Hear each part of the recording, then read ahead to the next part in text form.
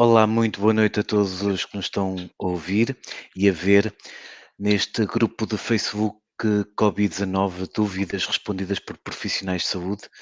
Hoje, como foi anunciado, estaremos com o Dr. Hugo Rodrigues, que é médico pediatra, é médico pediatra no Hospital de Viana, na Unidade Local de Saúde do Alto Minho. É também autor e também um impulsionador, um promotor de um site e um projeto muito interessante que é Pediatria para Todos.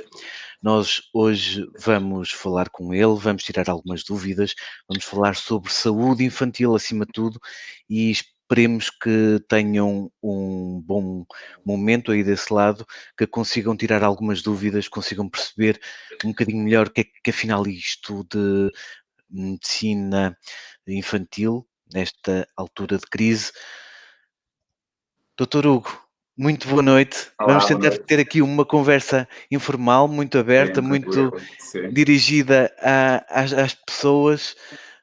Quero lhe dar logo assim a primeira palavra e começar logo assim com uma pergunta muito complicada, muito difícil, que é o que é ser pediatra nos tempos que hoje correm de uma crise pandémica, que não é propriamente uma crise fácil de lidar todos os dias. Sim. Em primeiro lugar, obrigado por mais este convite para estar presente e parabéns por este grupo, por esta iniciativa. Acho que todos nós devemos tentar fomentar um pouco da chamada literacia em saúde, o conhecimento em saúde e, portanto, muitos parabéns, que acho que é uma responsabilidade social e agradeço esta iniciativa que vocês têm. Ser pediatra nesta altura é um desafio, mas eu acho que qualquer profissão é um desafio. De qualquer forma, nós na pediatria um ponto diferente do que estávamos na primeira vaga. Isto também é importante que, se calhar, esclarecer. Esta doença é nova, é uma doença que tem poucos meses, todos os dias estamos a aprender com ela, e quando começou a surgir, todos nós tínhamos receio de tentar perceber quem eram os grupos de risco. E acreditávamos nós que as crianças pudessem ser um grupo de risco, principalmente bebés pequeninos, que têm um sistema imunitário, as defesas um bocadinho mais imaturas, e, portanto, acreditávamos que podiam ser grupos de risco. Na verdade, aquilo que estes meses e estes milhões de casos nos trouxeram foi uma informação contrária. Nós, felizmente, conseguimos perceber que a Covid-19 não é um problema de saúde muito grave para as crianças. É para faixas etárias mais avançadas, é para pessoas com doenças crónicas, mas para crianças isso não acontece assim. E, portanto, já partimos para esta segunda vaga com esta tranquilidade, se podemos chamar assim, já vou esclarecer que não é uma tranquilidade a 100%, como é lógico, mas com esta tranquilidade, principalmente poder passar esta informação aos pais e transmitir-lhes com segurança a ideia de que se os seus filhos forem saudáveis, o risco de complicação da infecção pelo coronavírus é muito baixo mesmo. Portanto, acho que os pais podem ficar relativamente serenos com esta situação. Posso explicar mais ou menos o porquê, isto não é difícil de perceber. Nós temos, assim, a grosso modo, duas formas de nos defendermos das infecções. Uma que nasce já connosco e que nos bebés é muito ativa, que é o que nós chamamos a defesa inata, uma defesa muito pouco específica, menos eficaz, mas que, digamos, que dispara em todas as direções, o que é estranho. E depois temos umas defesas que nós vamos construindo todos os dias, à medida que contactamos com os micro-organismos, com as vacinas, que é uma defesa muito específica para cada micro-organismo, muito mais eficaz, mas só para aquele micro-organismo. Como o coronavírus é um vírus novo, com o qual o ser humano nunca tinha contactado, este coronavírus em particular, esta defesa específica não existe. E, portanto, as crianças que têm uma maior atividade do tal sistema pouco específico, mas que dispara em todas as direções, acertam também no coronavírus. São mais capazes de lidar com a infecção com o coronavírus do que os adultos, cujo sistema é muito mais baseado nas armas específicas que foi construído ao longo do tempo. Portanto, isto explica, por um lado, porque é que os adultos têm mais risco, principalmente os adultos com mais idade, têm mais risco desta doença, e porque é que as crianças são naturalmente poupadas à doença grave. Por outro lado, temos outro aspecto que é importante esclarecer, é que as crianças são naturalmente saudáveis. Aquelas doenças crónicas que aumentam o risco de complicações da infecção pelo coronavírus são muito mais frequentes em pessoas de idade do que em crianças. E, portanto, as crianças estão naturalmente protegidas desta infecção, estando no seu contexto natural de serem crianças saudáveis. Portanto, só para contextualizar um pouco. O que nós temos aqui é que perceber que as crianças podem não ter doença grave, mas aquilo que nós sabemos hoje é que elas são capazes de transmitir o vírus. E aqui colocamos o primeiro ponto de interrogação. É que os estudos mostram que, efetivamente, as crianças podem ser transmissoras, mas nós ainda não sabemos se podem ser muito transmissoras ou pouco. Isto porquê? Porque quando surgiu esta pandemia, as escolas fecharam massivamente em quase todo o mundo. E como fecharam de forma maciça, nós não temos estudos em grande escala que atestem a capacidade que a criança tem de transmitir o vírus. Há estudos em pequena escala que parecem demonstrar que as crianças não serão muito transmissoras, mas não deixa de ser, para já, uma suposição. Temos comprovativos que elas transmitem, não sabemos quanto transmitem. Portanto, até prova em contrário, acho que a tónica tem que ser aqui um bocadinho. Nós devemos proteger sempre os grupos de risco, as pessoas de idade, as pessoas com doenças crónicas, atenção à obesidade, não sei se já falaram aqui em mais alguma sessão ou não, mas a obesidade está a ser demonstrada como um fator de muito risco para doença grave. Temos tido jovens de 20, de 30 anos, muito mal nos cuidados intensivos, muito à custa de obesidades, e portanto muita atenção às pessoas com obesidade, porque efetivamente parece ser um fator de muito risco, mesmo independentemente da idade, e portanto nós vamos acreditar que as crianças podem transmitir a esses grupos de risco. Portanto, vamos ter que lidar com elas, com alguma preocupação, não pela doença que elas podem apanhar, mas pela probabilidade de poderem transmitir o vírus a quem efetivamente pode ter doença grave. Portanto, é este o panorama com o qual nós temos que lidar. O problema aqui é que estamos no inverno. E agora respondendo à sua... Isto foi só uma pequena introdução, agora respondendo à sua pergunta, todos nós, pediatras, sabemos que no inverno é quando o nosso trabalho, não vou dizer que duplica, mas se calhar triplica ou quadriplica. Porquê? Porque as infecções respiratórias são todas mais frequentes no inverno. Todas. Porque com as massas de ar frio vêm mais vírus respiratórios e começam a surgir os sintomas respiratórios de qualquer virose respiratória. O nariz entupido, a tosse, eventualmente febre, algum cansaço. Como vocês podem perceber, todos estes sintomas são os mesmos sintomas da infecção pelo coronavírus. E aqui é que nos começam a surgir os problemas. Porque estes sintomas são pouco específicos de cada infecção, são transversais a todas elas. Portanto, a nossa maior dificuldade neste momento, enquanto pediatras, não é tanto, do modo geral, tratar a infecção pelo coronavírus, porque já vimos que ela é benigna na esmagadora maioria dos casos das crianças. É, por um lado, tentar identificar precocemente esta infecção para não transmitirem aos grupos de risco, mas, por outro, tentar distinguir esta infecção das outras infecções respiratórias do inverno. Porque as medidas depois de contenção e de isolamento e o risco de transmissão dos vírus são diferentes. Portanto, o grande dilema com o qual nós estamos a lidar agora, e quem estiver em casa que lide com crianças sabe que é este, é que as crianças estão a adoecer como adoecem naturalmente no inverno, e nós, para ser franco, sem o teste, que as pessoas não gostam muito, mas sem o teste, nós não conseguimos distinguir claramente a Covid-19 de outra infecção respiratória qualquer. Ninguém consegue distinguir a olho. E isto tem que ser claro. Ninguém consegue distinguir a olho. Ninguém consegue garantir que uma criança com sintomas respiratórios não tenha Covid-19 neste contexto pandémico. E esta é a maior dificuldade. Eu diria que, se calhar, são não tanto os cuidados de saúde normais que nos preocupam nesta fase, são os cuidados de saúde de urgência destas infecções respiratórias, que todos os anos nos dão trabalho e que este ano vão-nos dar esse trabalho redobrado, que é tentar encontrar algum meio de distinguir de uma forma socialmente aceitável e capaz e eficaz esta infecção das outras, que é super difícil, porque os sintomas são muito pouco específicos. Sem dúvida alguma. Estava aqui a pensar e realmente isto foram aqui respondidas logo assim, à partida, uma série de questões, logo na minha primeira questão. Assim não há muitas hipóteses para continuar com muitas perguntas, mas vamos, isto foi fantástico. Vamos já imediatamente, porque eu tinha 2 ou 3 planeadas, mas foram todas sendo respondidas desta mesma forma.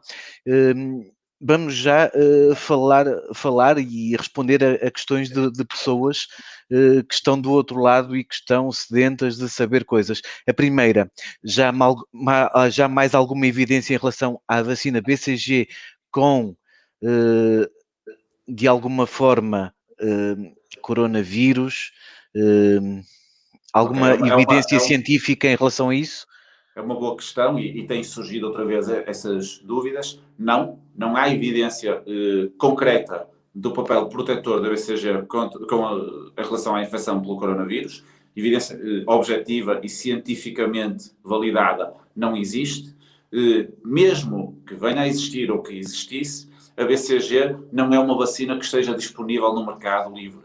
E, portanto, mesmo que houvesse esse papel benéfico, teria sempre que ser a Direção-Geral de Saúde a incluí-la no Programa Nacional de Vacinação ou a liberalizá-la para todas as outras idades, porque os pais é uma vacina que não podem comprar porque não existe à venda. Portanto, percebo a preocupação dos pais, de qualquer forma, por muito boa vontade que tenham, não é possível adquirir esta vacina. Portanto, um conselho assim prático, não vale a pena preocuparem-se muito com isso, porque isto teria que ser sempre uma ordem superior.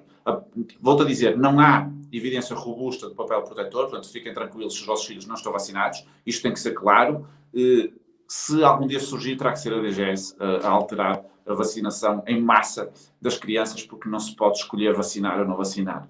Portanto, daí é aguardar. Mas penso que não será por aí a solução. Até porque as crianças, volto a dizer, a infecção é naturalmente ligeira e com poucas complicações, portanto, também acho que o caminho não é esse. Exatamente, exatamente.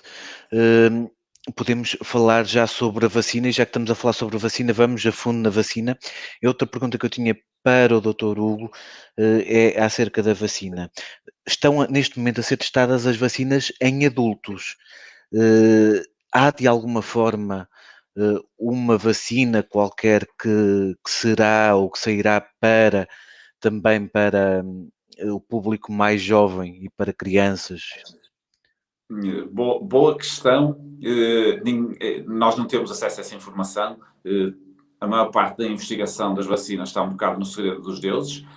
Não nos podemos esquecer, e temos que ser claros em relação a isto, que esta vacina, quando for disponibilizada, é um negócio bilionário. E, portanto, grande parte da informação não é tornada público até pela concorrência entre laboratórios. E acho que temos que falar abertamente disto, porque é mesmo assim. Portanto, do meu conhecimento, daquilo que eu já li, e posso estar eu errado, a vacina está a ser testada em maiores de 18. Pelo menos do conhecimento que eu tenho. E acredito que seja esta a regra. Desconheço se haverá alguma que seja a ser testada em crianças. Sendo num espaço tão curto, tenho as minhas dúvidas se haverá. Para além disso, nós temos a questão, e peço desculpa por ser repetitivo, da doença ser mais ligeira nas crianças e provavelmente o público-alvo que nos interessa vacinar são mesmo os adultos. E, portanto, também acredito que, do ponto de vista de mercado, seja muito mais aliciante para os laboratórios investir bem num estudo em larga escala com adultos, que é efetivamente o público-alvo interessante e importante do ponto de vista médico para esta vacina. Portanto, do meu conhecimento, acho que não, mas posso estar errado. De qualquer forma, temos que esperar para ver o que é que surge no mercado. Só quando elas surgirem é que nós vamos saber se tem indicação em crianças ou não e quais são os estudos com crianças que deram fundamento a essa indicação, se houver. De qualquer forma, a Agência Europeia do Medicamento costuma ser muito rigorosa em relação à aprovação de medicamentos e vacinas em crianças. Percebo que esta é uma situação excepcional, é uma situação de pandemia, o próprio tempo de desenvolvimento da vacina está a ser recorde, todos nós sabemos isto, temos um mundo parado à espera de uma vacina, e já agora, desculpem-me o atalho de foice, mas isto só demonstra a importância fundamental e fulcral que as vacinas têm no nosso dia-a-dia. Está o mundo parado à espera de uma vacina, portanto, vamos aguardar para ver. Ok, e é em relação a isso mesmo que também era importante nós percebermos. Em relação, às pessoas que têm crianças para serem vacinadas, o que é que elas devem fazer? Devem continuar à espera? Vale a pena o risco tentarem ir a um centro de saúde, tentarem fazer, o seu plano de vacinação normal, da forma que seja, ou ficam, como estão mais isoladas, podem ficar à espera durante uns tempos? Qual é que é o risco, benefício para ambas as situações? Esse foi outro dos ensinamentos que nós tivemos na primeira vaga e acho que é muito importante chamar a atenção para isso. Na primeira vaga, digamos que grande parte dos serviços de saúde pararam. Reorganizou-se todo o sistema de saúde para dar resposta a uma pandemia que adquiriu uma dimensão muito grande, que agora está com uma dimensão ainda maior e temos que ter isto claro. Neste momento estamos quase com o dobro, ou estamos com o dobro dos casos que tínhamos na primeira vaga, ainda em crescendo e de forma sustentada. Portanto, estamos claramente a falar de uma magnitude muito maior agora do que em março e em abril, mas pela novidade quase que parou tudo na primeira vaga. E um dos reflexos disso foi a quebra enorme na taxa de vacinação. Em maio do ano passado, tivemos uma quebra de 40% na vacinação das crianças comparativamente com 2019, com o mesmo mês.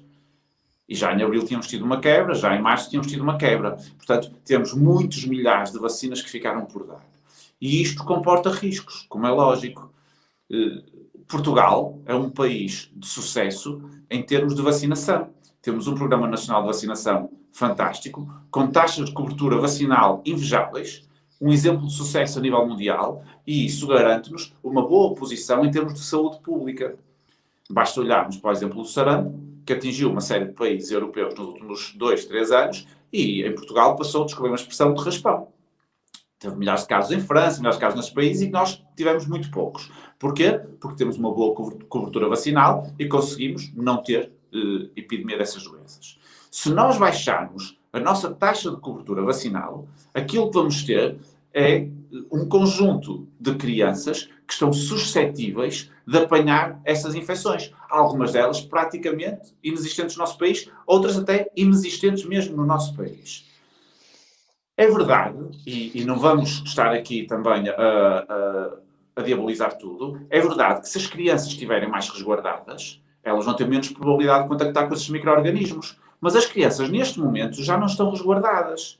Entre março e maio, elas estiveram confinadas em casa, a esmagadora maioria. Agora não. Portanto, elas vão contactar com os micro-organismos seguramente. Seja através do contacto com outras crianças, seja através do contacto com outros adultos. Ou os pais vão contactar também com outros adultos e, portanto, vamos ter o ciclo de contágio de quase todas as infecções mais ou menos mantido. Podemos ter menos um bocadinho porque temos as máscaras, porque temos as lavagens de mãos, e ainda bem, porque eu acho que este inverno, de um modo geral, vai ter menos doenças do que os outros invernos, porque estas medidas de prevenção de uma doença respiratória vão funcionar também para as outras doenças respiratórias, como é lógico.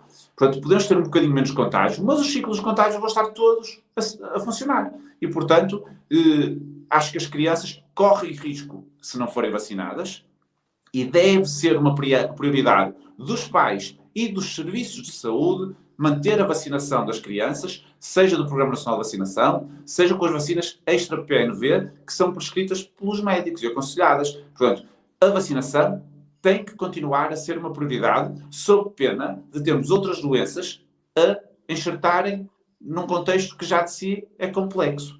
Portanto, vacinar, não tenho dúvida, que tem que ser mantido. Uma palavra também para a questão que levantou, e muito bem, que é o receio que as pessoas têm de ir aos serviços, aos estabelecimentos de saúde. É verdade que nós não devemos, desculpe uma expressão, atafolhar os estabelecimentos com recursos desnecessários. Mas todos estes procedimentos, neste momento, são feitos por marcação. Se são feitos por marcação, o cruzamento entre pessoas no centro de saúde é mínimo, porque sendo por marcação, está minimizada a permanência de pessoas na sala de espera, o número de pessoas que estão no próprio estabelecimento. Portanto, eu diria até que, sendo tudo com marcação, se calhar é mais seguro estar no centro de saúde do que ir a um restaurante, a uma padaria, ou, percebe? Porque temos tudo mais ou menos salvaguardado, circuitos bem montados, os profissionais devidamente protegidos, que também é importante para não servir de cadeia de transmissão. Portanto, eu acho que eu percebo o receio, Mas, para estes cuidados, não tenho dúvida nenhuma de que o benefício é muito maior do que o risco. Muito maior. Portanto, sendo claro, direto e objetivo. Vacinas para manter sempre. E agora, sem exceção. Ok, naturalmente. Em relação, vamos continuar aqui com. Acho que não vale a pena estarmos aqui a dar voltas. Boa noite. Como podemos fortalecer o sistema imunitário dos nossos filhos? Boa pergunta. Por acaso fiz ontem um direto na minha página do Instagram, anteontem, exatamente sobre esse tema. Eu dividi em 4 conselhos e se calhar vou relembrá-los aqui. Primeiro conselho muito importante: garantir que nutricionalmente os bebés e as crianças têm tudo o que precisam. E neste momento, quando estamos a falar especificamente do sistema imunitário, o tudo o que precisam não são tantas proteínas, as gorduras, os hidratos de carbono, que se fala quando se fala de nutrição, são mais as vitaminas, os sais minerais, aqueles nutrientes que, sendo menos visíveis, são os que garantem um funcionamento normal e adequado das nossas células, dos nossos órgãos e do sistema imunitário também. Portanto, esta deve ser uma prioridade. E a prioridade para conseguir isso deve ser ter uma alimentação saudável, equilibrada e, como conselho prático, uma alimentação colorida. Quanto mais cores diferentes nós comermos, mais vitaminas diferentes estamos a comer também. Devemos ter a preocupação de colocar cor no prato dos nossos filhos, e já sabemos que a cor vai ser à custa dos legumes, principalmente. Portanto, bebezinhos, logo habituar-se a comer, ver cor. O treino visual da alimentação é extremamente importante. Portanto, cor no prato, cor à sobremesa, portanto, variar as frutas que se dá. Não vamos dar só maçãs ou só peras, vamos variar a cor. De preferência, se dermos uma fruta branca ao almoço, vamos dar uma fruta laranja ao jantar. Esta preocupação da cor torna a alimentação divertida para as crianças e ajuda os pais a perceber que lhes estão a dar tudo o que precisam. Por outro lado, também, se calhar, tentar dar um bocadinho mais, ou reforçar um bocado mais, as chamadas frutas da época. Se bem que neste momento isto é um conceito um bocado mais abstrato do que era há meia dúzia de anos atrás, porque existem frutas o ano todo. Mas as frutas da época estão, teoricamente, mais preparadas para as necessidades específicas de cada pessoa para aquela altura do ano. E, portanto, faz sentido dar mais frutas da época. Não vamos estar a dar sempre melão agora nesta altura do ano, ou vamos dar, se calhar, outras frutas que sejam de kiwis, diospírios, frutas que sejam mais de agora, porque naturalmente elas vão ter as vitaminas mais interessantes para o nosso organismo estar preparado para as exigências do outono e do inverno. Este é o primeiro conselho. O segundo conselho que eu vou dar é um bocadinho mais subjetivo, um bocadinho mais cinzento neste contexto em particular, mas eu vou dá-lo na mesma porque acho que deve ser importante, que é deixar as crianças brincar na rua. Sempre no exterior, o mais possível. Aqui temos que fazer um parênteses, claro, que tem a ver com a pandemia. O brincar na rua não quer dizer que brinquem com outras crianças com as quais elas não convivem. Agora, elas devem andar cá fora, devem ter atividades que ajudem a desenvolver do ponto de vista motor, que as tornem mais competentes do ponto de vista físico, que aumente o seu bem-estar, que ajude a regular o seu equilíbrio emocional, porque seja a parte física, seja a parte emocional, vão ajudar a que o sistema imunitário funcione todo melhor. Portanto, as crianças têm que brincar no exterior, mesmo no inverno. Garanto-vos que não é por estarem a brincar ao frio que vão constipar. Isso é um mito. Está bem? Garanto-vos que não é por estar a brincar ao frio que vão apanhar otites, amigdalites, pneumonias. Não. Isto é tudo um mito. O frio não provoca essas doenças. O frio, a única coisa que pode provocar é desconforto. E se tiver desconforto, é fácil. É vestir um casaco.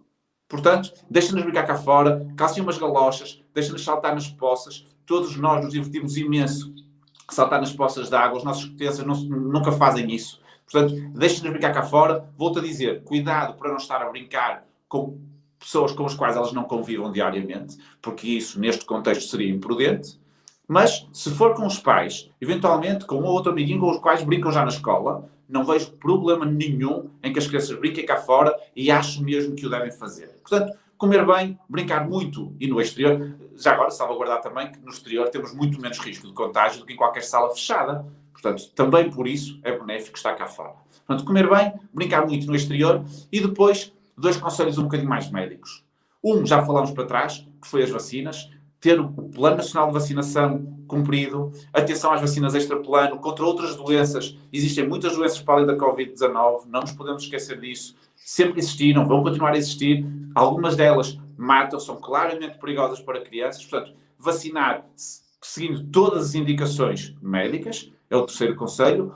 O quarto conselho tem a ver com alguns medicamentos que podem ajudar a estimular um bocadinho o sistema imunitário. Há algumas opções no mercado com diferentes formas de ação. Não acho que devo entrar muito por aqui, até porque o objetivo não é estar a falar até de marcas e coisas do género, mas existem alguns chamados imunoestimulantes de diferentes tipos. O conselho que vos dou é questionarem os vossos médicos assistentes para perceber se faz sentido para os vossos filhos algum tipo de recurso a esses medicamentos.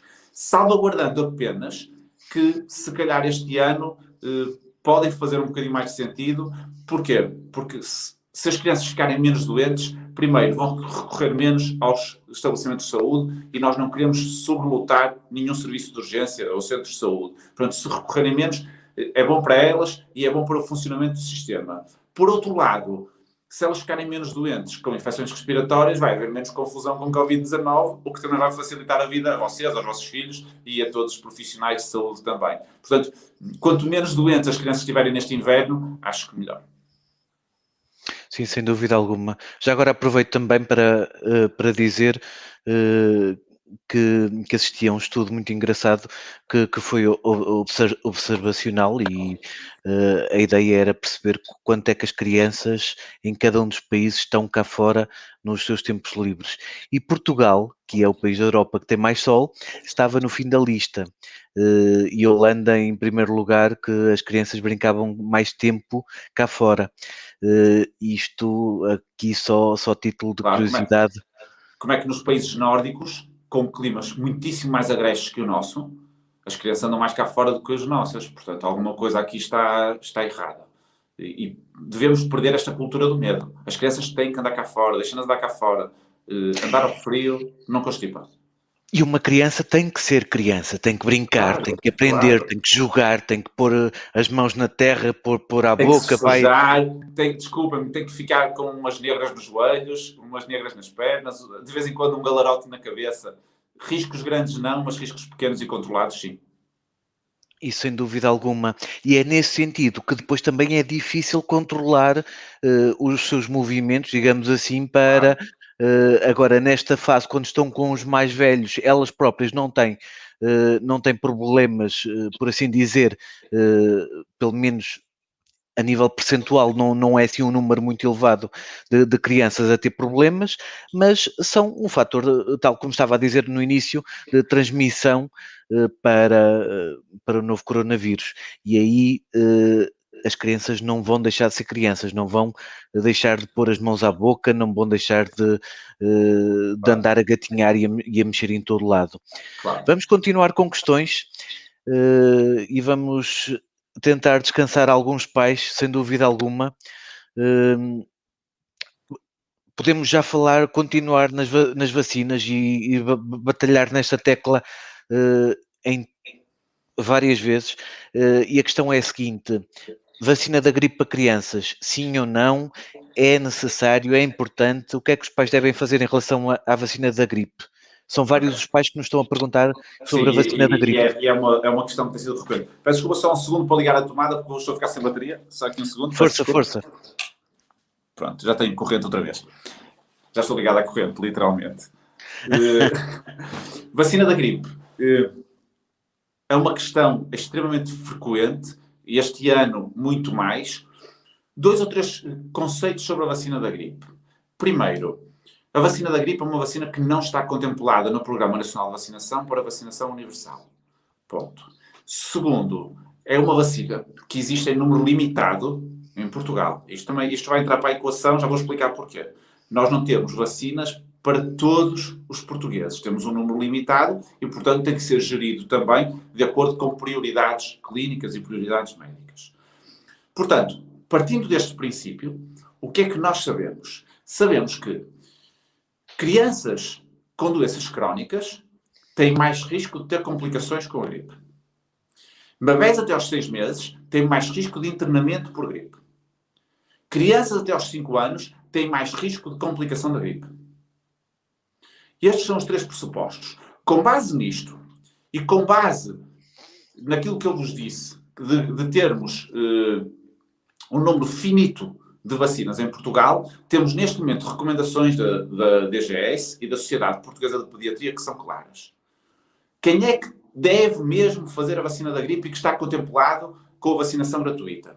Crianças com doenças crónicas. Sejam doenças respiratórias crónicas, doenças hepáticas crónicas, doenças cardíacas com repercussão para o funcionamento circulatório, doentes imunodeprimidos, doenças neurológicas crónicas. Todas estas crianças devem fazer a vacina da gripe.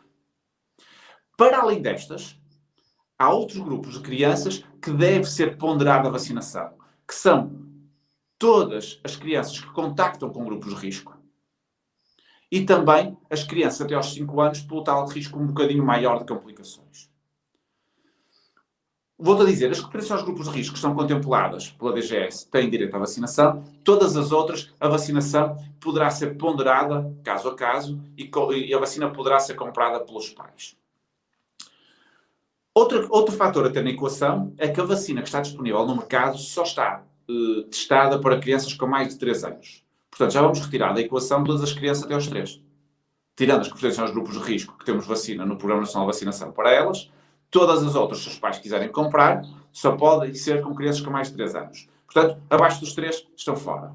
Acima dos 3, as recomendações são um bocadinho omissas. O que dizem é que podem ser vacinadas todas as crianças, acima dos 3 anos, para proteção individual, desde que não comprometa a disponibilidade da vacina para os grupos de risco.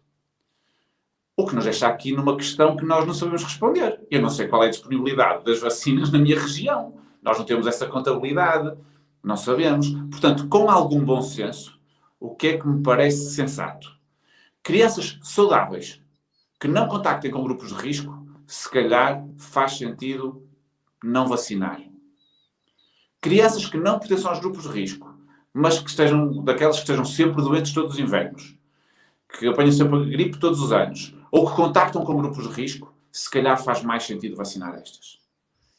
E depois, eventualmente, deixar para as outras. Mas por ordem de prioridades, e desculpem-me se isto está a parecer um bocadinho frio, mas nós temos que lidar com prioridades porque não temos vacina para toda a gente.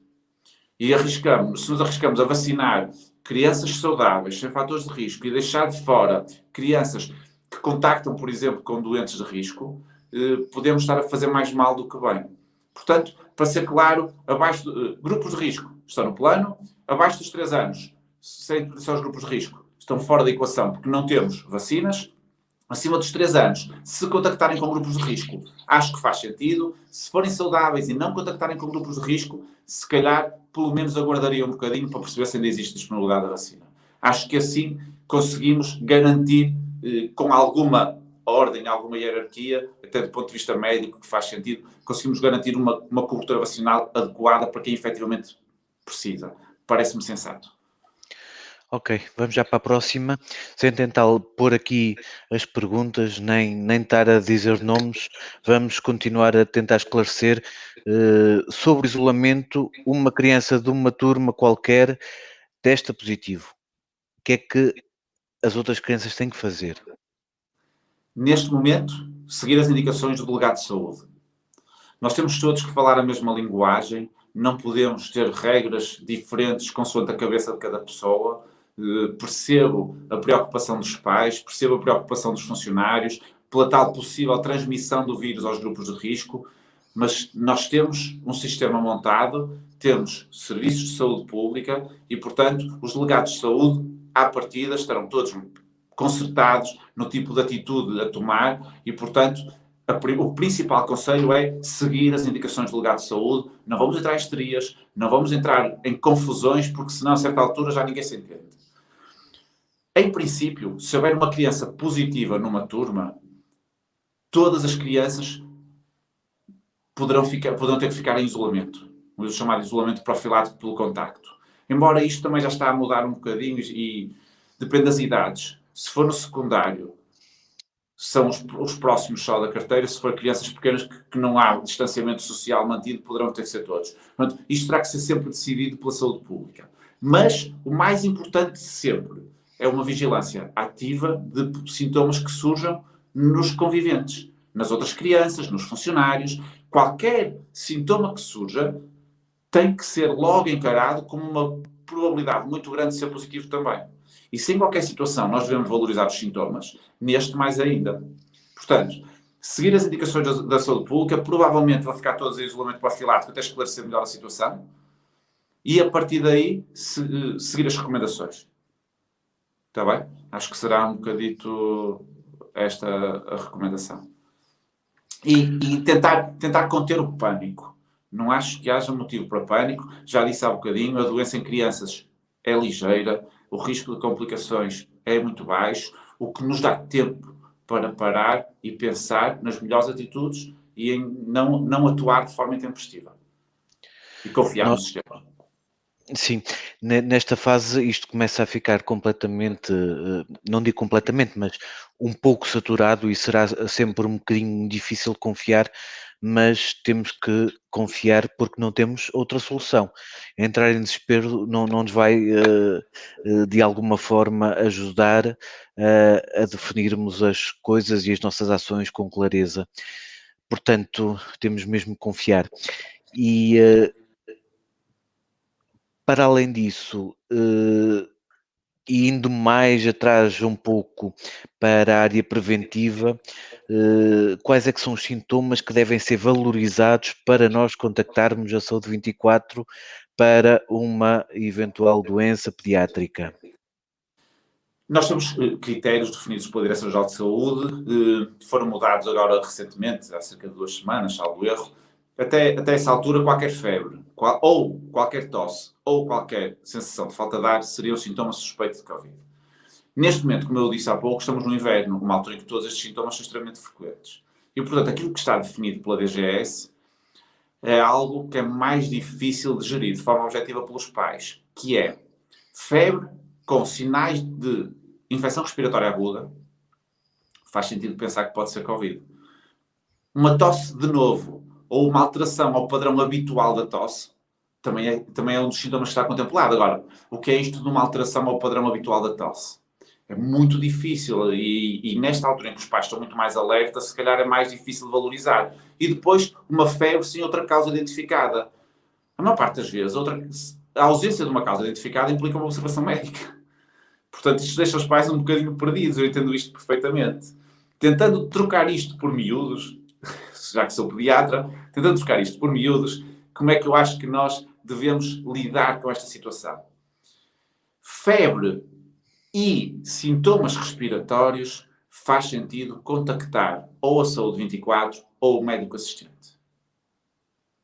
Se for só febre, sem outro sintoma nenhum, e atenção, estou a falar tudo de crianças que não tenham contacto conhecido com o coronavírus, porque se houver um contacto conhecido, aí vamos atuar de uma forma diferente. Mas crianças sem contacto conhecido, febre e sintomas respiratórios, tosse ou falta de ar, faz sentido SNS 24 ou médico assistente. Febre isolada, podemos dar medicação e aguardar para tentar perceber se surge mais algum sintoma, salvaguardando que a criança deve ficar isolada. Está bem? Mesmo sem saber bem o que é que virá dali. Uma tosse isolada também é difícil de valorizar, pelo menos no início. Portanto, febre isolada ou tosse isolada, neste momento eu tentaria gerir com alguma calma, com algum bom senso, como se geria nos outros anos. A junção das duas, ou a dificuldade respiratória, ou nas crianças mais velhinhas, as dores musculares, uma alteração do estado geral, faz sentido valorizar como um caso possível e aí contactar a SNS 24 ou o médico assistente. Ok. Temos aqui, e falamos de febre sempre acima de 3 dias, ou mudou aqui Não está propriamente definida essa questão dos 3 dias. Se for só febre, eu acho que faz sentido aguardar os 3, 4 dias, que é o que foi aquilo que eu disse, lidar como tínhamos lidado nos outros anos. Febre com tosse, se calhar Ao fim de 2 dias, nós também percebemos se nos contactos há sintomas sugestivos, se há alguém suspeito, mas se calhar febre com tosse ou com dificuldade respiratória, se calhar eu ligaria. Provavelmente até pode ser só para esperar, mas eu ligaria. Nós temos que perceber que, neste momento, temos as cadeias de transmissão um bocadinho perdidas. Nós já não conseguimos encontrar a ponta à meada, quer dizer, porque conseguimos encontrar um ou outro caso, mas a certa altura perdemos, e esta é uma grande diferença em relação à primeira vaga. Por isso é que nós estamos com números muito maiores. Porque no início nós tínhamos sempre o chamado link epidemiológico. Alguém que havia um contacto. Neste momento não, surgem os casos e depois nós andamos um bocado à procura. Por isso é que nós temos que confiar na saúde pública que vai tentar rastrear os contactos. Mas numa altura em que estamos todos a trabalhar, em que as crianças estão nas escolas, rastrear os contactos do ponto de vista de investigação é super complexo e eu diria que é uma tarefa hercúlea e quase impossível. Portanto, temos que lidar com algum bom senso, sabendo que estamos a lidar numa zona um bocadinho cinzenta. Sim, sem dúvida alguma. Agora é completamente diferente da primeira vaga. Isto, não sabemos agora muito bem como é que isto vai ser. Daí, já Parece agora, que as peço cadeias se perderam. desculpa. Peço desculpa e acho que este é um assunto importante para trazer à baila algo que eu acho extremamente importante e que as pessoas vão esquecendo um bocadinho, que é a chamada responsabilidade social. Todos nós temos que exercer a nossa responsabilidade social e a responsabilidade social é tentar diminuir estas cadeias de transmissão.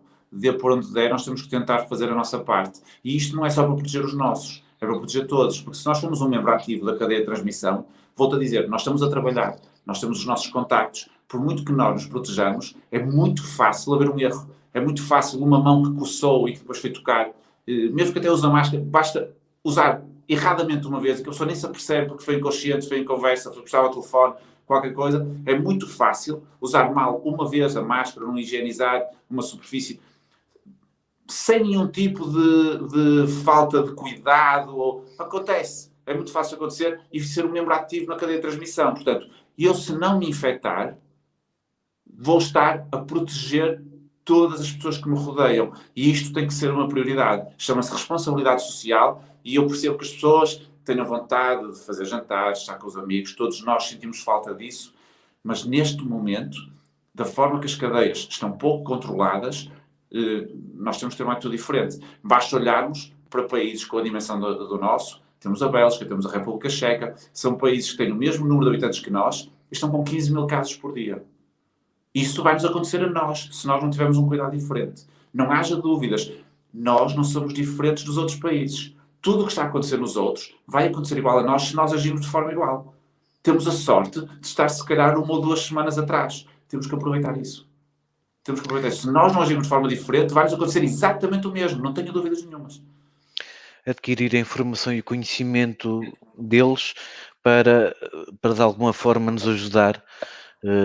E aí também os dados todos que vão sendo feitos, a Direção-Geral de Saúde tem que dar aos cientistas dados, e temos muito bons cientistas dados cá em Portugal, Claro. que conseguem fazer redes bayesianas, conseguem fazer um sem número de coisas com os dados para conseguir prever e para conseguir de alguma forma dar a volta a isto. Vamos falar novamente, não de vacinas, mas de imunologia. E tenho aqui perguntas, isso já são várias, pelo menos umas 3 ou 4, estou a tentar aqui agregar. Tenho perguntas sobre vitamina C e vitamina D. Vitamina C é aconselhável dar? Vitamina D é aconselhável de alguma forma também dar às crianças? Ok. Pelo menos estas duas.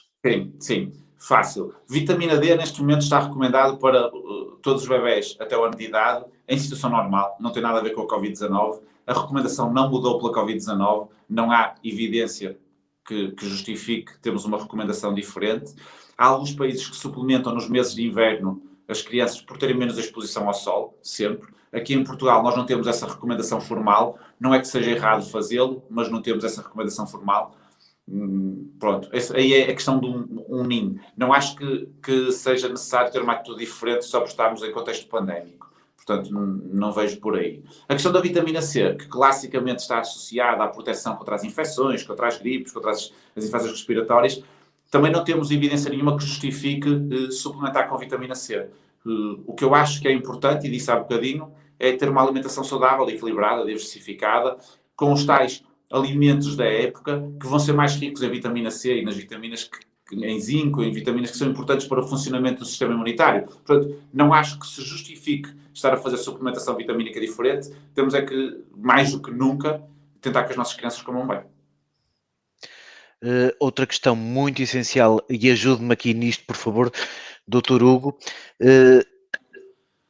Não vamos estar sempre à espera da Saúde 24. A Saúde 24 vai-nos, digamos assim, fazer uma triagem para ver qual é que é a gravidade da situação, mas há situações em que nós não temos que esperar pela Saúde 24 e temos que ligar 112 ou ir imediatamente à urgência.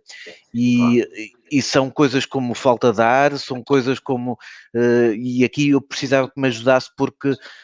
há pessoas que estão a ligar para a Saúde 24 com situações mais graves e até com medo de irem ao hospital por elas, pelas crianças. Acho uma ótima questão. Acho uma ótima questão e se calhar o que eu vou pegar é nestes sintomas mais frequentes da Covid-19, isolá-los da Covid-19 e em situação qualquer, numa situação qualquer, seja Covid, seja outra infecção, perceber quais são os sinais de alarme para cada um destes sintomas. Sinais de alarme que, estando presentes, implicam uma observação médica urgente. Não vale a pena estar a protelar.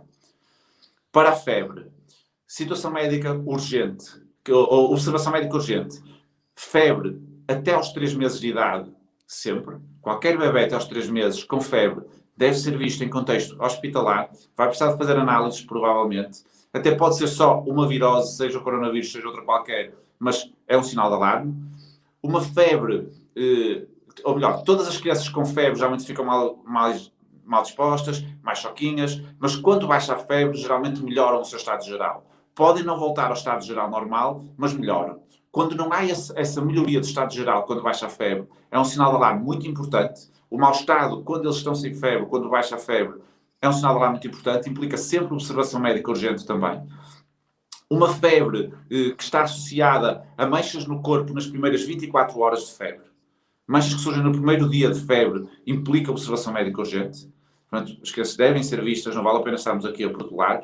Uma febre que não cede à medicação, e já agora também importa esclarecer o que é isto da febre ceder à medicação. Nós temos o paracetamol e o ibuprofeno, que são 2 medicamentos que são utilizados para baixar a febre. O que é que temos que saber sobre eles? Primeiro, demoram entre meia hora a 1 hora a fazer efeito.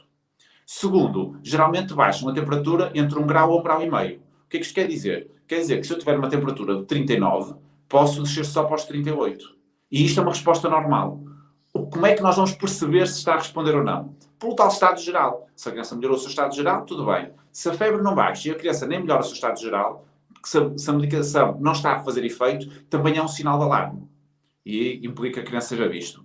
E por fim, outro sinal de alarme, que é uma febre que dura mais de 3, 4 dias sem sinal de melhoria. Porque ao fim de 3, 4 dias, a febre começa a ficar mais baixa e mais espaçada. Todos nós que temos filhos já passamos por essa experiência. A febre começa a ficar mais baixinha, mais espaçada e acaba por desaparecer. Quando ao fim de 3 ou 4 dias isso não acontece, a criança deve ser vista. Volto a dizer, estes são os sinais de alarme para a febre em situação de coronavírus e de não coronavírus. E que é muito importante todos os pais conhecerem, porque a presença destes sinais de alarme implica uma observação médica urgente. Não é preciso ligar para a Saúde 24, é preciso ser visto. Em relação à tosse, sinais de alarme. Primeiro, uma tosse associada a sinais de dificuldade respiratória. Aqui juntamos também a questão da dificuldade respiratória. Que sinais são estes? Em bebés e em crianças. Os bebés não nos dizem que estão com falta de ar. As crianças pequenas não nos dizem que estão com falta de ar. Como é que nós avaliamos isto? Um dos sinais é a pele do nariz, as narinas, a abrirem e a fecharem com o esforço respiratório.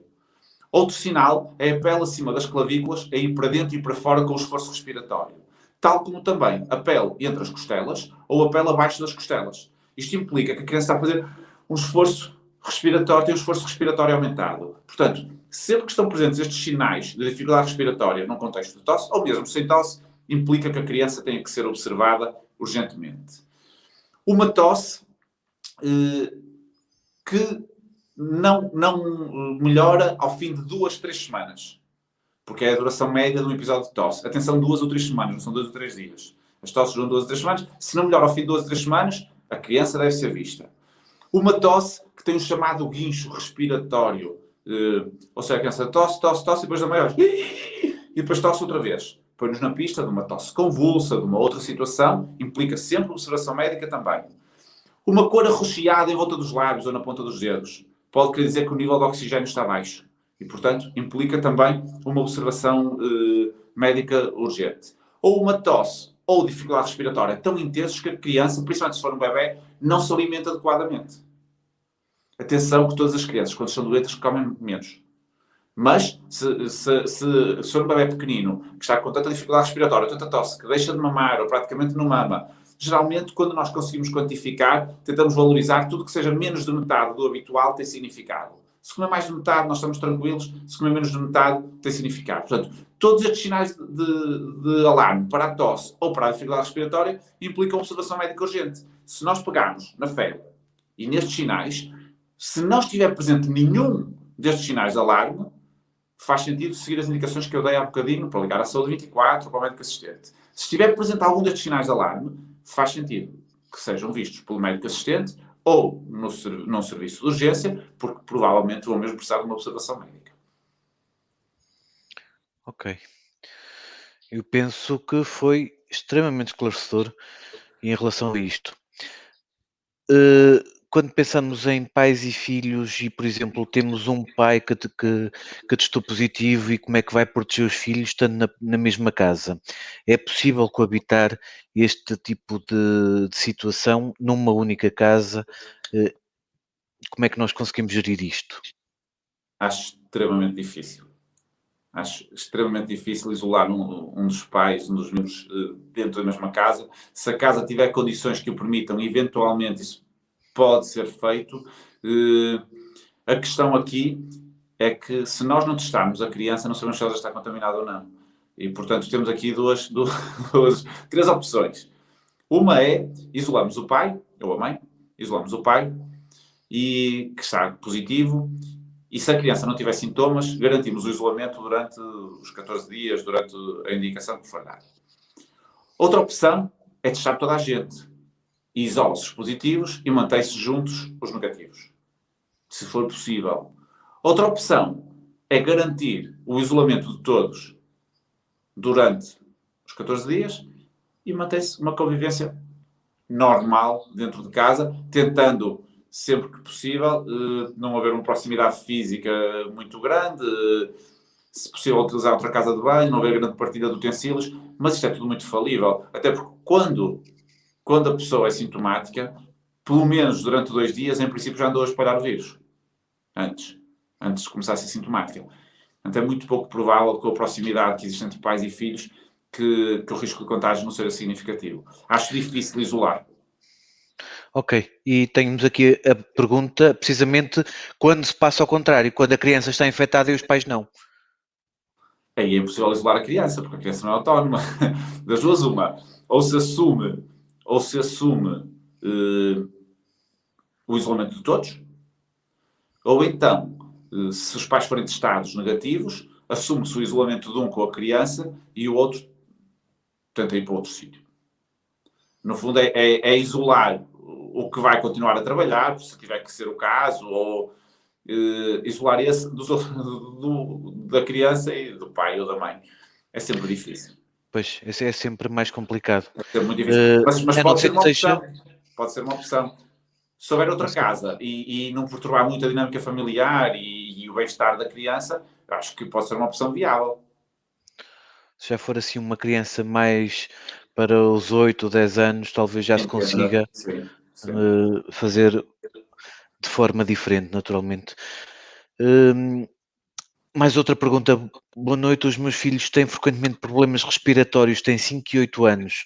A médica alergologista aconselhou a vacina da gripe, mas estou com muito receio, pois um familiar meu, quando tomava a vacina, ficava sempre com gripe enorme e muitas vezes ia ao hospital. A consulta que tive foi telefónica e não tenho medo de falar com ela. Algum alergologista que me possa aconselhar? Primeiro, não sei onde mora e depois, se às vezes quiser contactar através da minha página, podemos tentar falar. Eu não estou com alguma dificuldade em responder a todas as perguntas em tempo útil, porque nesta altura tem sido difícil. Mas, eventualmente, podemos falar sobre isso. Agora, de um modo, assim, tentar ser pragmático, que eu geralmente tento sempre ser pragmático. Portanto, tentar ser pragmático em relação a este caso em concreto, se tem indicação de fazer a vacina da gripe, acho que devem fazer. Se foi recomendado pela alergologista, se forem asmáticos, tem indicação mesmo de fazer. Portanto, acho que deve fazer. Há sempre o risco de desenvolver alguns sintomas, mas não nos podemos esquecer que a esmagadora maioria não desenvolve sintomas com a vacina da gripe, a não ser, eventualmente, algum desconforto local. Portanto, haverá sempre quem desenvolve, mas a maioria não desenvolve. Portanto, acho que deve fazer. Vamos para a próxima. Perigo de zaragatoas, a partir de que idade é que se deve fazer? Porque surgiu uma notícia qualquer de uma criança que morreu com uma, portanto, há aqui pessoas preocupadas a tentar perceber a partir de que idade é que é aconselhável fazer então o teste. Pode-se fazer em qualquer idade. Esta colheita da zaragatoa, efetivamente, não é muito confortável. É verdade. Quem já fez o teste sabe que não é muito confortável, mas não temos limite de idade. É um procedimento que nós já usávamos, às vezes, para colher para outros vírus respiratórios. Portanto, também se está a diabolizar um bocadinho todo este procedimento. Temos que perceber que isto é um procedimento necessário. Nós queremos perceber o que se passa com a infecção, vamos ter que a diagnosticar. Não há cá outra forma. Agora, temos é que ser um bocadinho criteriosos de quando fazer o teste, principalmente em crianças, porque estamos a falar de um procedimento invasivo. Só faz sentido testar quando, efetivamente, temos uma suspeita considerável de ser positivo ou alguma implicação prática no dia-a-dia da criança ou das pessoas que a rodeiam, seja a família, seja a escola. Portanto, aí faz sentido testar. Posto isto, não existe nenhuma idade mínima para testar. Existe o desconforto associado ao teste, mas essa questão, eu desconheço o caso da morte associada à zaragatoa. Tenho dúvidas que a criança tenha morrido por causa da zaragatoa. Tenho muitas dúvidas. Às vezes, este tipo de situações propagam-se a uma velocidade vertiginosa na internet, sem grande fundamento. Portanto, sem perceber concretamente se a origem dessa notícia é fiável, Fidedigna. temos que ter cautela. Este, já agora, é um conselho que dou, e já vivemos isto na primeira vaga, vamos continuar a viver aqui. É muito mais fácil propagar uma fake news do que uma notícia verdadeira. Conselho muito importante: todas as pessoas que têm redes sociais, nunca partilhem nada sem ter certeza da origem. Nunca. Por muito que vos pareça interessante e importante alertar, nunca partilhem nada sem terem o conhecimento sobre a origem da informação, porque senão provavelmente estão a propagar fake news. E deve-se ter cautela. Portanto, volto a dizer, desconheço esse caso, pode ser só desconhecimento meu, tenho muitas dúvidas que alguma criança tenha morrido por causa da zaragatoa, a não ser que tivesse alguma malformação grave do aparelho respiratório, alguma situação muito concreta. Mas tenho muitas dúvidas. É um procedimento que é pouco confortável, mas diria que é só isso. Não há idade mínima.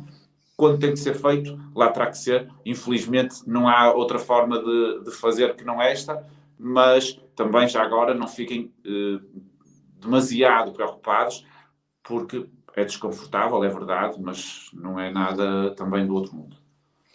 Falando sobre, vamos continuar porque não vamos conseguir sequer chegar à metade das respostas a estas perguntas. Em termos de idade para uso de máscara, o que é que aconselha nesta fase aguda da pandemia? Temos pelo menos umas 4, 5, 6 perguntas acerca disto. Temos... E muitas mais nas cabeças das pessoas, de certeza. Sim, é efetivamente uma dúvida... De forma genérica, tentar difícil. Aglomerar isto... De uma forma prática. DGS recomenda máscaras a partir dos 12 anos. A maior parte das escolas estão, até por uma questão prática e de funcionamento, que o segundo ciclo inicia-se aos 10, a maior parte das escolas, a partir do segundo ciclo, já estão a recomendar o uso de máscara, a partir do 5º ano, dos 10 anos. Não me parece errado. Abaixo dessa idade, pode não ser errado. Atenção aqui, porque temos que ponderar muitos fatores diferentes. Primeiro, só faz sentido uma criança usar máscara se, e estes são os 2 pressupostos que são transversais a tudo que eu vou dizer para a frente. Portanto, mesmo que eu não os repita, tudo que eu disser para a frente tem que estar salvaguardado, que o uso de máscara não perturba o bem-estar da criança. E há muitas crianças que usam máscara e que não ficam perturbadas com isso.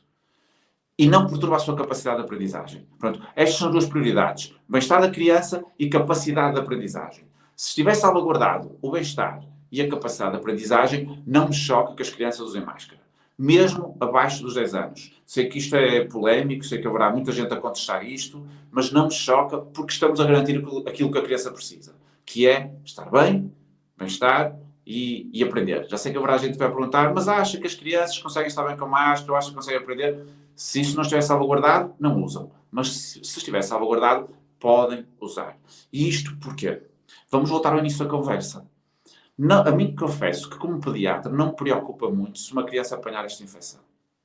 Se eu tiver e tenho meninos que apanham esta infecção, e sei que eles vão lidar bem com ela, sei que vai despassar como uma doença ligeira, sei que vai ser mais o stress e a ansiedade da situação do que propriamente a consequência para a saúde delas.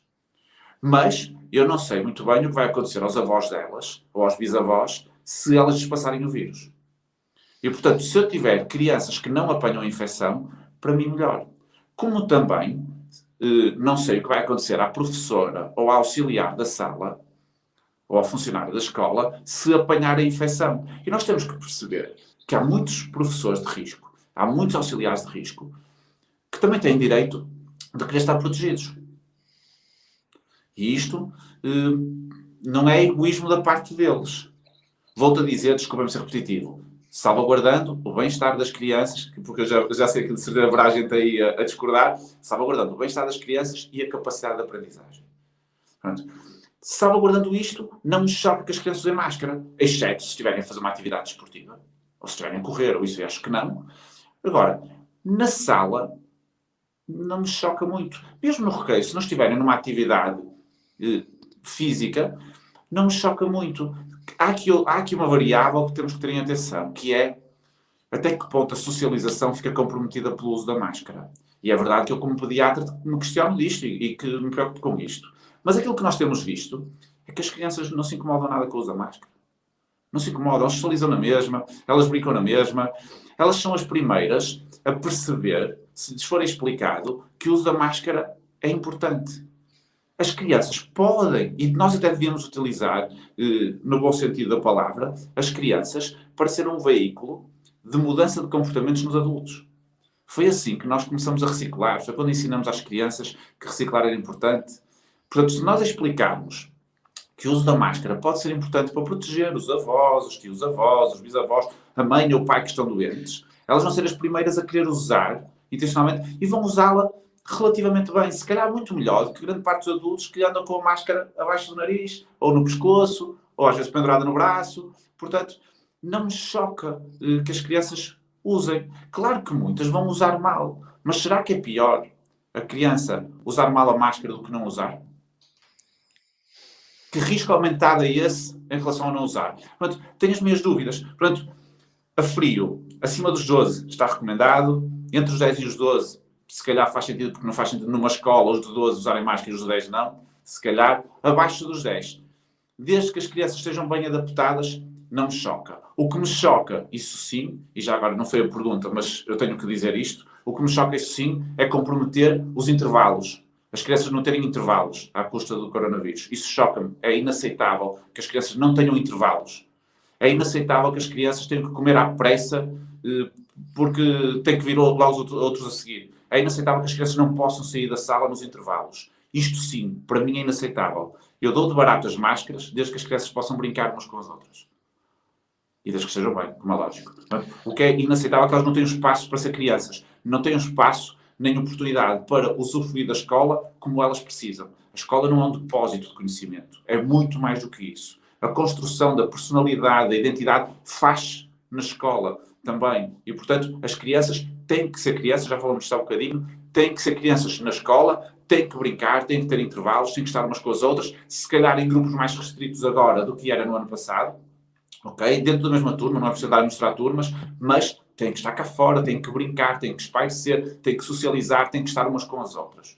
Se usam máscara ou se não usam máscara, se calhar é secundário, dada a importância da questão dos intervalos e do brincar. Eu posso agora perguntar, isto aqui fora da parte legal, fora da parte das recomendações da DGS, ou seja, de que organismo for. Doutor Hugo, se fosse um filho seu, a partir de que idade é que ele usaria a máscara? Claro que é uma questão de tato, mas se ele se Sim. adaptasse bem, Os a meus partir... filhos têm 10 e 12, portanto usam máscara sempre. E eu diria que a partir da idade escolar, se eu achasse que eles estariam bem adaptados, usariam. No jardim parece-me irrelevante usar máscara, porque na verdade eles vão andar a mexer em tudo, vão andar a trocar em tudo, por muito que se tente haver algum controle na partilha, e inevitavelmente eles vão partilhar as casas de banho, porque não há funcionários para ir com cada um à casa de banho. Portanto, acho que abaixo da idade escolar é difícil. Em idade escolar, principalmente a partir ali dos 7, 8 anos, mas eu diria que se calhar a partir dos 6 anos eu testaria se os meus filhos estariam adaptados ou não. E outra coisa importante é que, não sendo obrigatório, também deve-se levar em atenção a vontade da criança. Ou seja, a criança não vai ela usar máscara e dizer, mas o meu vizinho do lado não usa e eu não me sinto bem com isso. Se não se sente bem com isso, se calhar também temos que levar isso em atenção. Mas, salvaguardando os dois aspectos que eu disse para trás, não me choca que a idade escolar possa ser uma opção. Não concordo que deva ser uma obrigação, atenção, mas não me choca que possa ser uma opção. Já agora, e voltando nisto, temos a máscara, temos a distância que já falamos aqui, de alguma forma que é difícil controlar. Outra fase de contenção da questão do coronavírus é a lavagem das mãos. Como é que nós podemos desinfetar as mãos das crianças? Como é que nós podemos, de alguma forma, controlar esta limpeza? Primeiro, temos que dividir mesmo em idades. Em idades pré-escolares, as crianças estão sempre com as mãos na boca. Atenção ao álcool gel, porque tem muitas partículas que não estão preparadas para serem ingeridas. E uma coisa é uma vez, outra coisa é andarem sempre de mãos na boca. Sempre que possível, acho que faz mais sentido lavar as mãos com água e sabonete do que usar o álcool gel. E nos pequeninos, para não levar as mãos à boca. Nos maiorzinhos, a partir da idade escolar, sempre que houver uma mudança de contexto, pode fazer sentido. Ou seja, a criança entra na sala, desinfeta as mãos, depois está lá, como não vai haver partilha de nada, não tem que andar sempre a desinfetar as mãos, vai para o recreio, provavelmente lavar as mãos, porque vão à casa de banho, lavar as mãos com água e sabonete, brincar, e ao entrar na sala, desinfetar outra vez. Parece-me um mínimo de procedimentos lógico. Porque ao vir do exterior não sabemos como é que vêm as mãos, ao vir do intervalo não sabemos em quem tocou, o que é que... Portanto, aí sim. Mais que isto, se calhar, acho que não é necessário. Ok. Continuamos com perguntas para tentar responder o máximo possível. Houve alguma alteração significativa no nosso atual conhecimento, desde os tempos de confinamento, sobre a transmissão e manifestação de sintomatologia nas crianças? Sobre a transmissão, não. Foi aquilo que eu disse. Ainda não temos... As escolas reabriram agora há pouco tempo. O que nós temos, e isto é importante também esclarecer, todos os casos que temos tido nas escolas, de um modo geral, não têm dado origem a surtos intra-escola. O que é importante, porque levanta-nos a possibilidade das crianças não serem assim tão transmissoras. Se as crianças fossem muito transmissoras, ao surgir numa sala, eventualmente estariam logo muitos contagiados. E isto não tem acontecido. Portanto, isto tranquiliza-nos. Que haver, porque ainda não temos dados suficientemente robustos para tranquilizar muito. Tranquiliza-nos que haver. Portanto, em termos de transmissão, ainda estamos um bocadinho... ainda é difícil dar certezas. Em termos de manifestações, o que nós temos é que nas crianças as manifestações podem ser um bocadinho menos respiratórias, digamos assim, do que nos adultos. A diarreia é relativamente frequente, os vómitos às vezes surgem. Um sintoma que tem surgido com frequência é a dor de garganta, que nos levanta agora muitas questões para o inverno, porque vê as amigdalites todas. E, portanto, a dor de garganta também é um sintoma relativamente comum. Aquela ideia de tosse, mais febre, mais dificuldade respiratória, não está sempre presente nas crianças. Tem estas manifestações. As dores no corpo, a diarreia, eventualmente a dor de garganta. serão sintomas um bocadinho menos típicos, mas que podem surgir também. O que nos dificulta ainda mais a vida, porque são sintomas pouco típicos de todas as doenças. Portanto, dificulta-nos outra vez. Voltamos outra vez à dificuldade que tínhamos entre distinguir a Covid-19 das outras viroses. Exatamente, e é essa parte que eu gostaria agora de chegar, até porque foi uma pergunta de um elemento aqui, fundador deste fantástico grupo, da doutora Sandra, médica, que também pergunta sobre a forma de discernir estas infecções virais sazonais da Covid-19. Se a criança espirrar ou se tiver tosse, deve ser privada também de ir à escola? Não há forma de distinguir. Estou a ser claro. Não há. Nós não conseguimos distinguir, a não ser realizando o teste. Mas também não podemos realizar o teste sempre que a criança tem o nariz entupido ou sempre que anda com tosse. Portanto, são aqueles critérios que eu falei há pouco. Os vários. Sim, são aqueles critérios que falei há pouco que se calhar faz sentido ponderar. Mesmo assim, temos uma taxa muito falível de sucesso, porque continua a ser tudo baseado em sintomas pouco específicos. Agora, clinicamente, não há forma nenhuma de distinguir, a não ser quando temos um claro contacto epidemiológico. A mãe é positiva e a criança começou com sintomas respiratórios, até prova em contrário, é Covid-19. Se calhar aí não esperamos que tenha tudo. Porque já estamos a contar, isto é quase como o irmão do menino que teve varicela. Nós sabemos que passado 15 dias vai ter varicela também. Portanto, a primeira borbulha que aparece passado 15 dias, não vamos estar à espera que apareçam as outras todas, porque sabemos que vai ser varicela. E aqui é um bocadinho igual. Até prova em contrário, com um contexto epidemiológico franco, poderá ser importante. Tirando isso, nós não conseguimos distinguir. E esse é o desafio, esse é o grande desafio para o inverno, é que nós não conseguimos distinguir. Vai ser complicado, sem dúvida alguma. Já agora perguntar se há linhas orientadoras em relação à evição escolar, no caso da criança apresentar um sintoma como febre. Há, porque neste momento a presença de qualquer sintoma sugestivo de Covid-19 implica o isolamento da criança e o contacto com o SNS 24 por parte dos pais ou por parte da escola. Esta recomendação foi feita quando a febre isoladamente era um sintoma suspeito. Neste momento temos a tal febre sem outra causa atribuível ou febre com suspeita de uma infecção respiratória aguda, o que nos deixa menos objetivos um pouco. Mas existem essas normas que estão constantemente a ser revistas e vão ter meio a ser mudadas. Volto a dizer, o principal conselho é, havendo sintomas, contactar a saúde pública, que geralmente a escola contacta a saúde pública, e a partir daí o delegado de saúde toma conta da ocorrência. E temos que confiar neste sistema, temos todos que estar alinhados, que é para podermos atuar todos em conformidade e tentar deixar escapar o menos possível. Ok. Desporto e uso de máscara. É possível? Não é possível? É possível, mas não faz sentido. Há muitos pais, e há um bocadinho quando falei da máscara, esqueci-me de falar dessa questão. Os pais falam de dois problemas, essencialmente, que é a questão da socialização e a questão da oxigenação, da interferência que pode ter o uso da máscara na oxigenação, na entrada de oxigênio para os pulmões. Salvo em situações em que a necessidade de oxigênio está aumentada, nomeadamente a prática desportiva, o uso de máscara não vai interferir com a oxigenação porque estas máscaras não são estanques. São máscaras ou cirúrgicas ou comerciais. Não tem nada a ver com as máscaras que nós utilizamos quando temos casos suspeitos, que são chamadas máscaras FFP2 ou KN95, que fazem um selo, efetivamente, à volta da boca e do nariz, e que podem condicionar. Aliás, nós vemos isso quando estamos 3, 4 horas com essas máscaras, parece que às vezes nos falta um bocado do ar, porque estamos a falar com essas máscaras, porque efetivamente podem condicionar um bocadinho mais. As máscaras cirúrgicas ou comerciais não condicionam a oxigenação.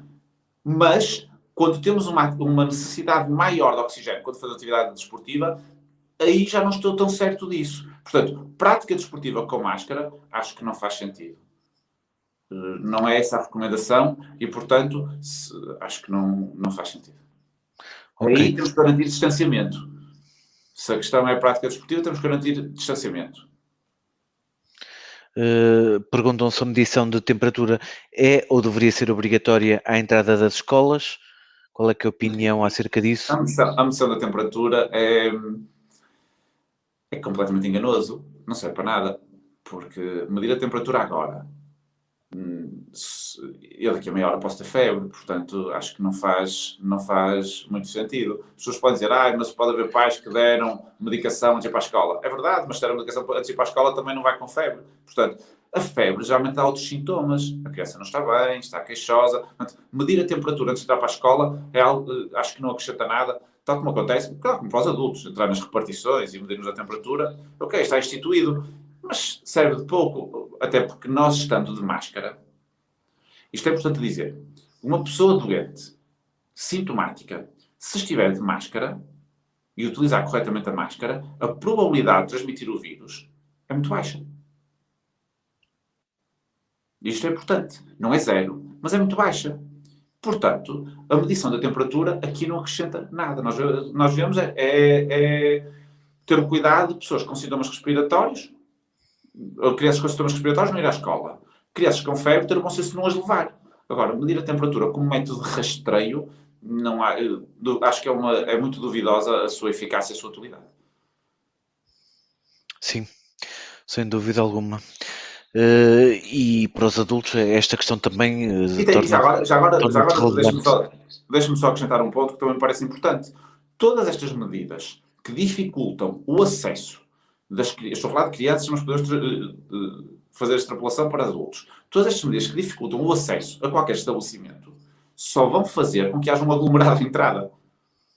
De que é que me adianta eu garantir um distanciamento dentro da escola quando tenho 500 alunos à entrada da escola à espera de se medir a temperatura, todos em filinha juntos uns com os outros, muitas vezes sem máscaras? Mais uma vez, é um faz de conta. Portanto, acho que haver alguma restrição na entrada por algum procedimento deve ser para alguma coisa verdadeiramente importante e a medição da temperatura não entra nesse saco. Ok. Agora uma pergunta mais específica também sobre a BCG.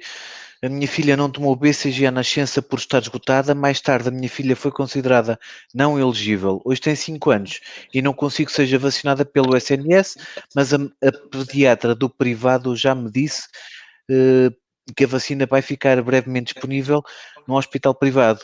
Mas para tomar a vacina tem que fazer a prova tuberculina previamente. É mesmo obrigatória? Qual a importância desta prova? A importância dessa prova é excluir a doença. É excluir que tem uma doença, uma tuberculose que possa não estar a ser manifestada de outra forma, e se tiver uma tuberculose não pode ser vacinada. Sim, com 5 anos tem que fazer a prova tuberculínica ou a prova de Mantoux, são os dois nomes que tem, antes de fazer a vacina. Desconhecia que havia hospitais privados que iriam vacinar por rotina com a BCG. Atenção, e tenho que chamar a atenção para isto, a BCG é uma vacina particular cuja eficácia varia muito consoante o fabricante. Não adianta só dizer, está vacinado com a BCG. Tem que ser uma vacina que garanta uma boa eficácia. E, portanto, isso tem que ser salvaguardado, porque senão mais vale não vacinar. É uma falsa sensação de segurança. Portanto, tenho aqui algumas questões. Aliás, quando a vacina esteve esgotada, e provavelmente foi no caso dessa menina, quando ela esteve esgotada, uma das maiores dificuldades foi encontrar, por isso é que esteve esgotada há tanto tempo, foi encontrar um laboratório que garantisse a mesma qualidade da BCG que nós tínhamos no plano. E como não tínhamos um laboratório que garantisse essa qualidade, a vacina esteve suspensa do plano. O que faz sentido, não vamos estar a brincar ao faz de conta. Portanto, não digo que seja isso que vai acontecer, mas atenção a que tipo de vacina vai ser dada. Porque a BCG não é como as outras vacinas, que é igual de todos os laboratórios, ou praticamente igual. Esta não, esta varia muito. Esta não é como os genéricos. Sim. Que para estarem à venda tem que ter mesmo aquele princípio ativo. Sim. Ok. Mais outra pergunta. Uma criança de 13 anos, o filho desta senhora, que há 7 dias que tem borbulhas por todo o corpo, tem pele atópica, mas estas borbulhas, assim, há tanto tempo, não me lembro que ele tenha tido. Pode ser, talvez, por ter rinite crónica, faz a Aeromax, desloratadina, mas também não sei se será por isso. Não sei se o Protopic 01 e 0.03 pode ser utilizado nestas situações, pois tenho em casa devido às lesões na pele que ele costuma ter. Acredito que não seja nada demais, mas estou a estranhar estar tanto tempo assim. obrigado. Se me puder dar mais alguma indicação, depois tem aqui uma É, fotografia, mas é sempre difícil é difícil. Sem ver é avaliar, difícil. Agora, avaliar à assim, distância. tentar encontrar uma outra linha orientadora. Lesões de pele atópica e borbulhas são situações diferentes e provavelmente a senhora também identifica como sendo diferentes. Portanto, os medicamentos que usa para a pele atópica, nomeadamente o Protopic, não me parece que devam ser utilizados nesta situação porque provavelmente não terão efeito e não estarão indicados.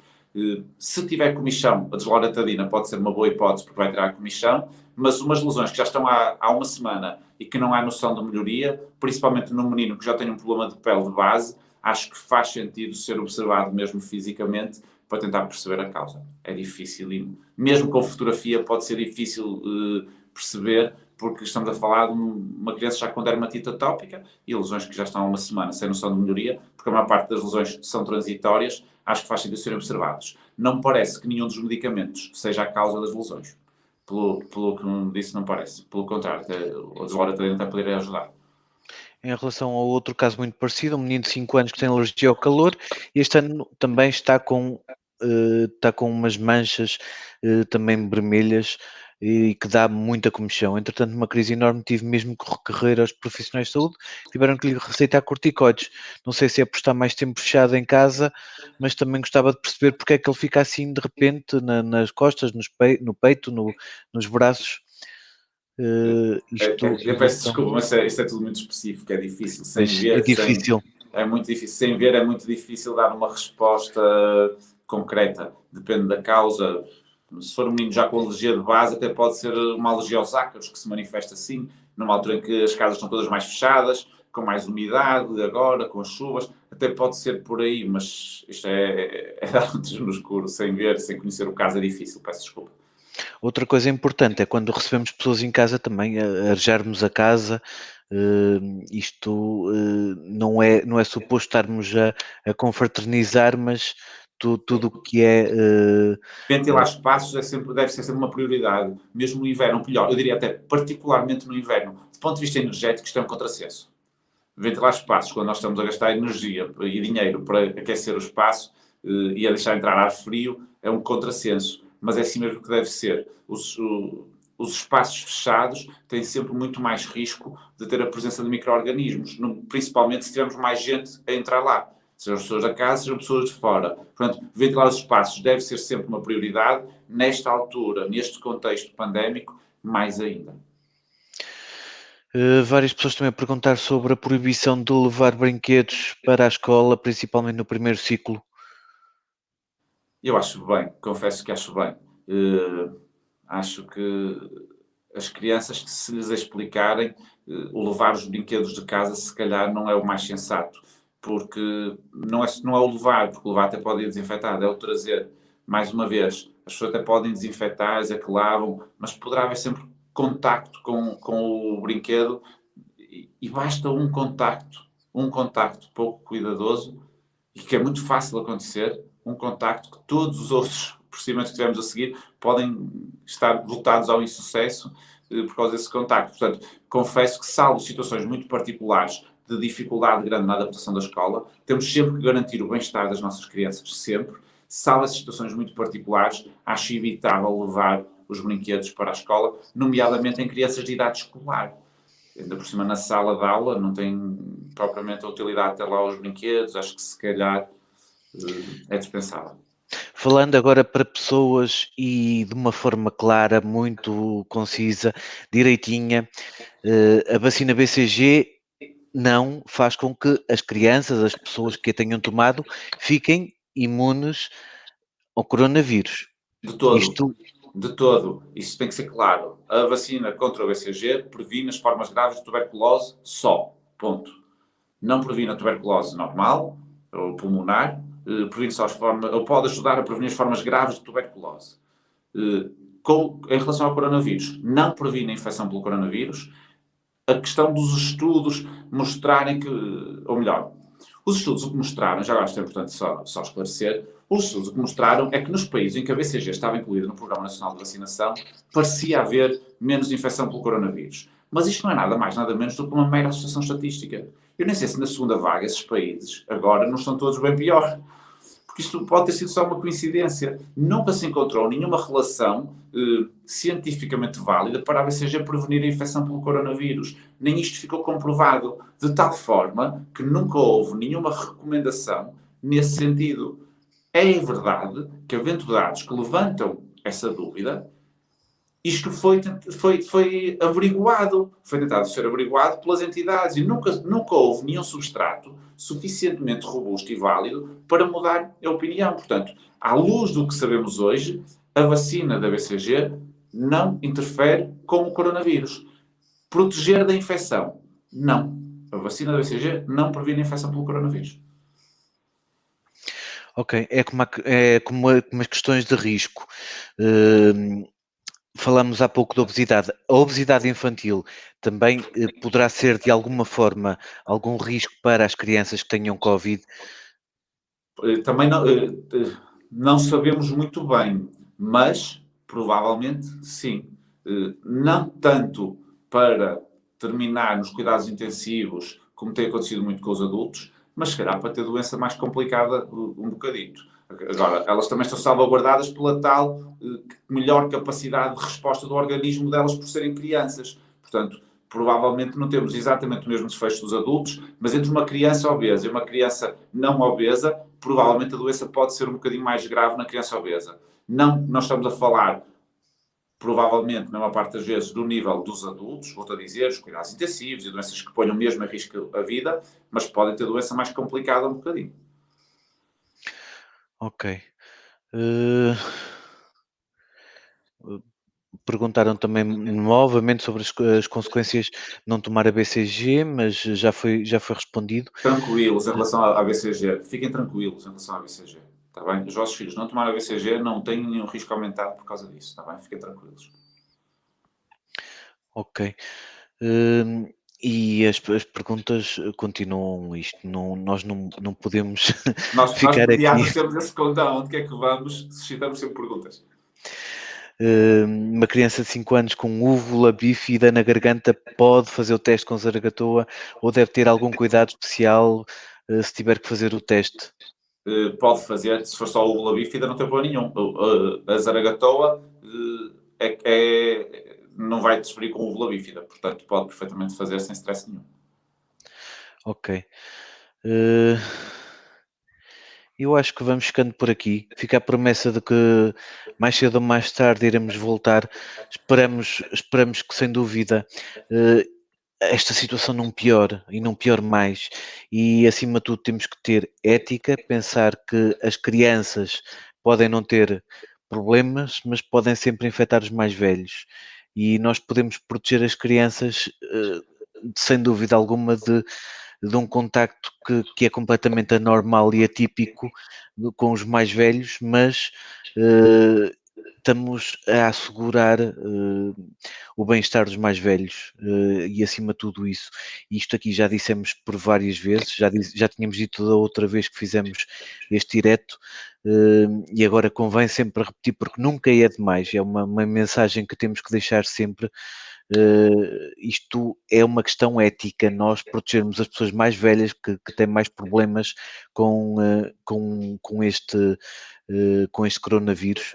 A Organização Mundial de Saúde ainda agora disse que quem pensa sobre a imunidade de grupo, sem ser na vacinação, ou seja, haver infectados na sociedade assim livremente, e essa é a forma de se safarem da pandemia, que acima de tudo não é ético e não é precisamente a solução para esta problemática. Uma E solução que nós sacrifique vidas não é solução. não é ético, e aí a esse nível nós temos mesmo que pensarmos. Perguntam novamente se quem esteve infectado com Covid ganhará mais imunidade. Já vimos que há reinfectados, mas não são assim tantos. Atrevo-me aqui a responder. Portanto, ainda há aqui muita coisa aqui para se estudar. É um campo novo que cada vez sabe mais. Todos os dias estão a sair estudos, estudos muito engraçados acerca de tudo isto. Eu gostava de agradecer a todos os que estiveram desse lado, a todos os que nos estiveram a acompanhar. Tivemos por várias vezes aqui grandes picos de audiência. E queria, acima de tudo, agradecer ao Dr. Hugo a disponibilidade e este voluntariado, esta abnegação a informar as pessoas, a tentar que a informação e o conhecimento nos tornem mais ricos, porque se a saúde é a nossa maior riqueza, a informação e o conhecimento são as moedas dessa riqueza. Portanto, nós temos que adquirir estas moedas em momentos como este, com este espírito voluntarioso que o Dr. Hugo teve para connosco e todos aqueles que vêm até aqui e que também nos tiram dúvidas, nos dão informação e conhecimento, porque acima de tudo é isto que nos faz evoluir como pessoas, como cidadãos, como sociedade, no fundo. Doutor Hugo, eu gostava de deixar, se calhar, um bocadinho para deixar uma mensagem final a todos nós que estamos aqui deste lado e que ficamos maravilhados por ouvir tirar estas dúvidas de uma forma tão clara, direta, simples, numa linguagem mesmo quase como se fosse para crianças, e é disto que nós precisamos, é deste formato de comunicação, porque nós não precisamos de coisas esquisitas e de lançar para o ar confusões e precisamos mesmo deste pragmatismo e deste esclarecimento contínuo e simples. Portanto, doutor Hugo, a palavra é sua.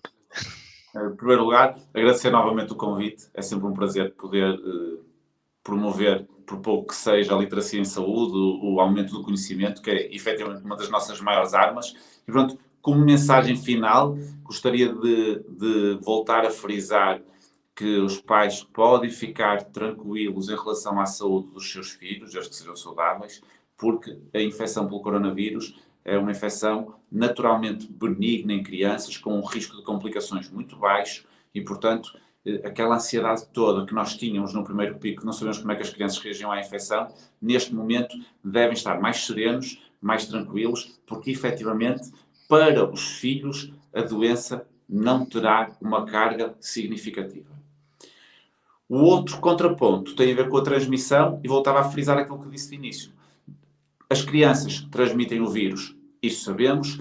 Quanto transmitem, ainda não sabemos. E, portanto, enquanto não soubermos o quanto é que as crianças transmitem, devemos tentar lidar com a sua transmissão do vírus de forma significativa, pondo sempre a tónica na proteção dos grupos de risco, salvaguardando que as nossas crianças estejam bem, porque tudo aquilo que nós queremos é que as nossas crianças estejam bem e felizes e que possam continuar a ser crianças no meio desta confusão de adultos, que é mais uma confusão de adultos do que delas. Portanto, queremos é que elas sejam bem e felizes.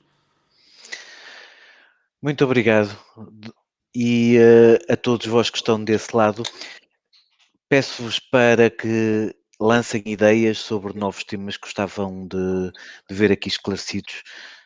Muita gente tem perguntado sobre sequelas, muita gente tem perguntado sobre outros temas. Nós temos aqui uma plateia fantástica, enorme, que procura informação e este é o momento certo para nós deixarmos que esta informação nos transforme a nossa vida para melhor, porque isto não vale a pena chegar aos 80 e apenas só porque chegamos. É importante chegar aos 80 com saúde e chegar a uns 80 bastante saudáveis. E isso será sempre muito importante e isso é a parte mais importante para isso acontecer, é sem dúvida termos cuidado e termos uma boa medicina preventiva, termos aqueles cuidados que toda a gente parece que sabe, mas muitas das vezes um bocadinho mais de informação em certas áreas podem ser completamente diferenciadores e ajudar-nos a vivermos melhor. E acima de tudo é isso que nós queremos. Portanto, uma boa noite a todos, fiquem bem. Posso só, já agora, fazer um pedido? Já agora, visitem o site pediatriaparatodos.com e sigam nas redes sociais. É o meu site, é um site de pediatria dedicado a pais. O objetivo é transmitir conhecimento, melhorar o dia a dia e ajudar a descomplicar. Portanto, sigam no Facebook, sigam no Instagram, já agora, se acharem que vos faz sentido. E obrigado. É isso. Muito obrigado. E sem dúvida que é um trabalho muito interessante, porque tenho visto no Instagram com vários lives, com muitos conteúdos, com jogos, com coisas bastante interessantes, divertidas, até Vai com sair um projeto ofertas. novo, já agora posso dizer, brevemente vai sair um projeto novo. Já agora, ainda não posso dizer o quê, está quase. Eu acho que fazia todo sentido haver uma espécie de uma enciclopédia audiovisual para os pais sobre como tratar dos filhos. Eh, a forma como pegam, a forma como fazem isto, como fazem aquilo. Há um sem número, há um léxico todo novo que se ganha e um sem número de coisas que são importantes os pais saberem, e isso. Mas pronto, estamos aqui curiosos sobre esse projeto, Dr. Hugo. Bem breve. Poderá vir cá depois apresentar.